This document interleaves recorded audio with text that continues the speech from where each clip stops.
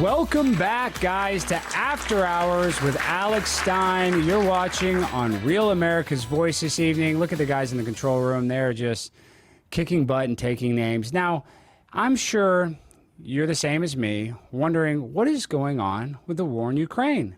Now it's a topic that we really haven't talked about very much because I thought that Donald Trump was going to end it on day one. So it's sad to find out that it's continuing to happen. And our next guest is a victim of that. She is a refugee from Kiev, and she's an activist fighting for her home country, which, you know, I can't blame her for that. But I would like it if we could stop killing people, stop sending bombs.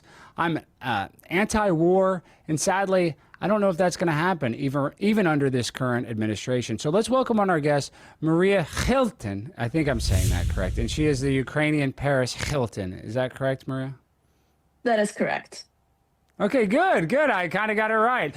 And Maria, you are an activist for Ukraine, and I have a viral moment with one of your friends. What is his name again? Robert.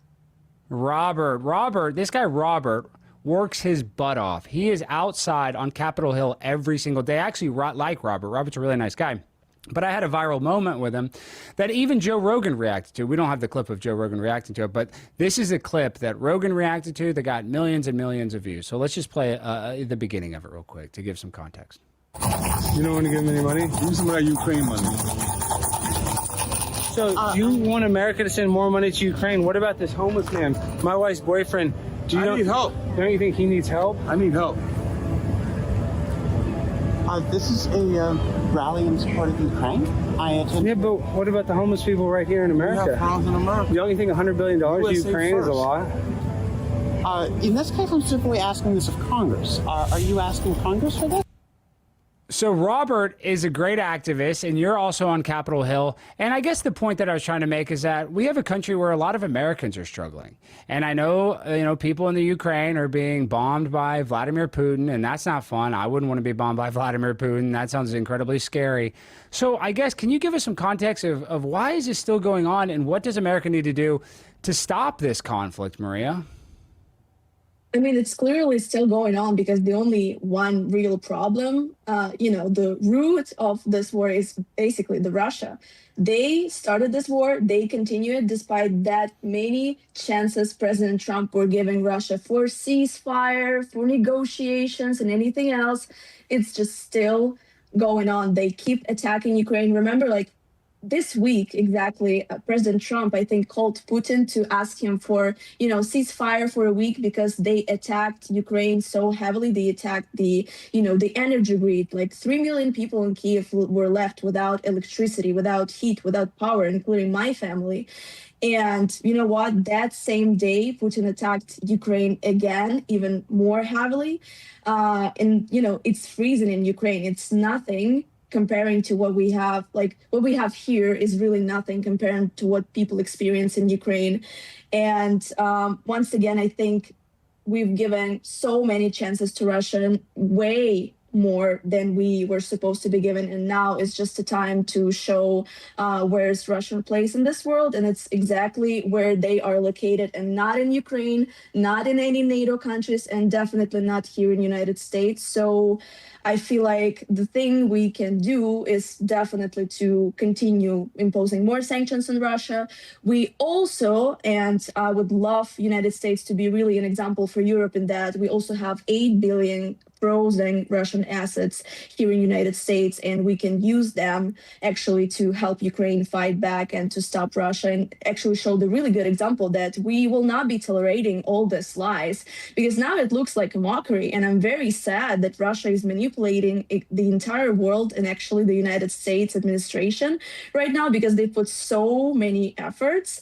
But it looks like, this past year been one of the deadliest and one of the bloodiest so far.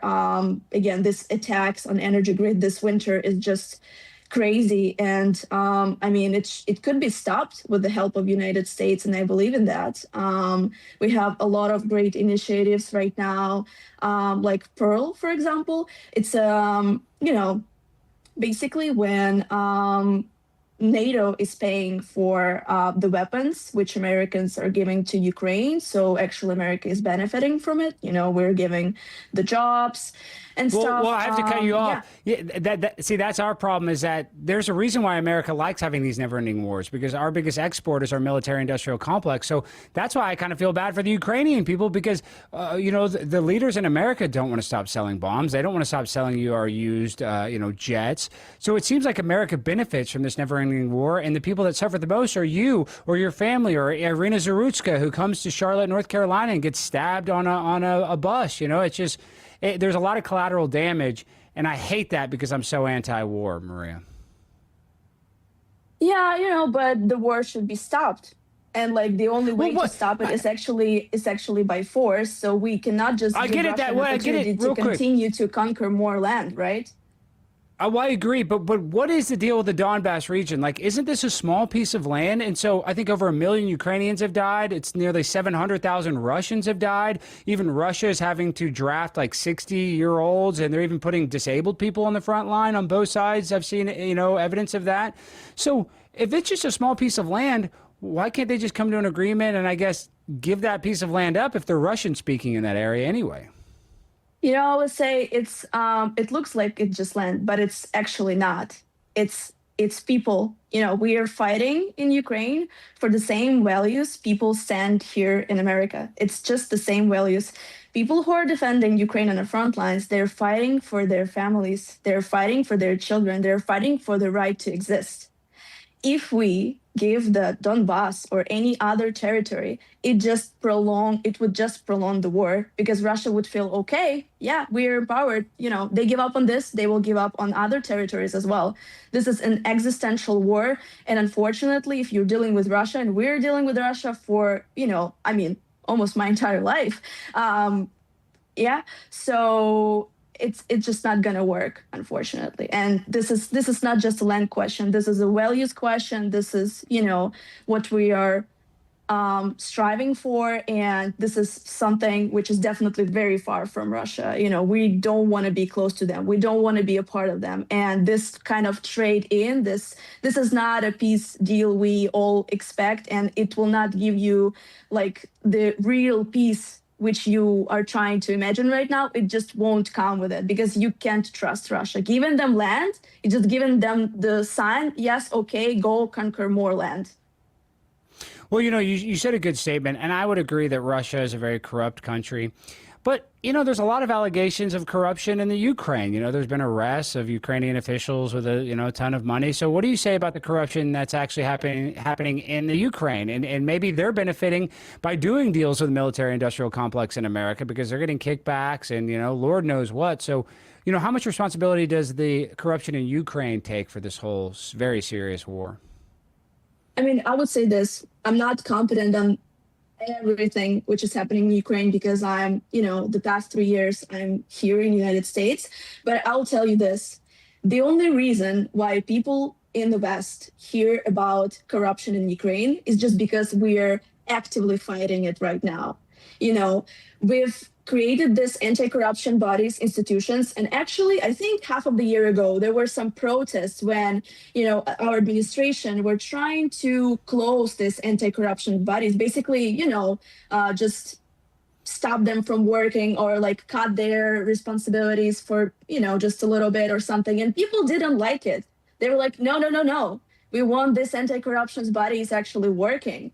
So they came up in a big demonstration, peaceful demonstration during the war, at the office of our president. And they actually stood a couple of days there. And you know what? These anti-corruption bodies were returned back to work. Nothing bad happened. And then they were able to identify even more corruption, which is obviously everywhere in the news right now. But I would say it's great, because people are saying to Ukrainians, oh, you're corrupt. We don't want to work with your country. We don't want to help you. But how do you think we could fight corruption? This is exactly what we are doing. We're on the way. We're a very young country. We still have a lot of things to do, but this is, we're on the way, I would say. And yes, we have it, but we fight it.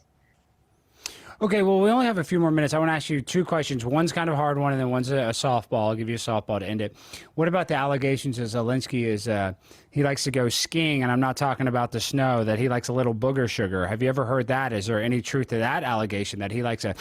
And, you know, I've partied a little bit. I went to college at LSU. I'm not an altar boy, but is there any truth to that Zelensky likes to, you know, do a little zip-titty-doo-dah, zip-titty-day, a little yay-yay? You know, you ever heard that? Honestly, never heard of that. Like, I don't even know what to tell you because I'm not. Well, there's videos where he's like all on his nose and he's sweating. Okay, now one last question.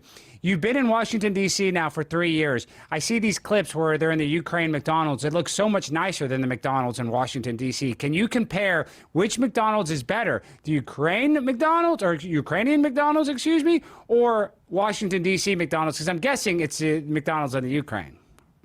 I'm so sorry to say that, but Ukrainian McDonald's is better. That is why I'm inviting you all to Ukraine to actually give it a try. It's a very luxurious one, I'm telling you. I know the McDonald's everywhere else in America are so good because we take it for granted. Those golden arches, our president was the best employee to ever work at McDonald's. His French fries were the best fries that were ever fried in the history of McDonald's franchise history. I guess I said history a lot, but you know what I mean. He is the best. McDonald's is the best. And I appreciate you, Maria. You're fighting an uphill battle. I hope that we can end the war very soon so that your mom is not under constant stress. You can follow me on all social media. You know, I have my Instagram called Marisonechko. You can find me. Oh, yeah, it's right there. Thank you so much. Yeah, I have Facebook, I have Instagram, I have Twitter as well.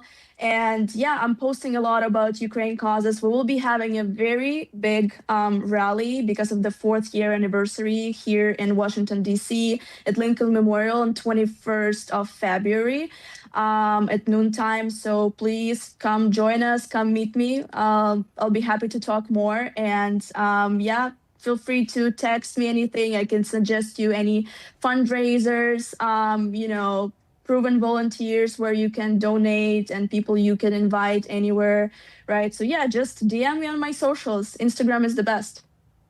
I'll be DMing you because I don't even care about the damn protest. I just want to go to McDonald's with my girl Maria. That's all I care about. And you'll get a green card. If you can trick me into marrying you, you get a free green card. So it's a win-win. We can eat McDonald's and you get citizenship, and then we can be safe in America for forever, even though we might get stabbed on a subway train. But other than that, it is safe. I'm glad.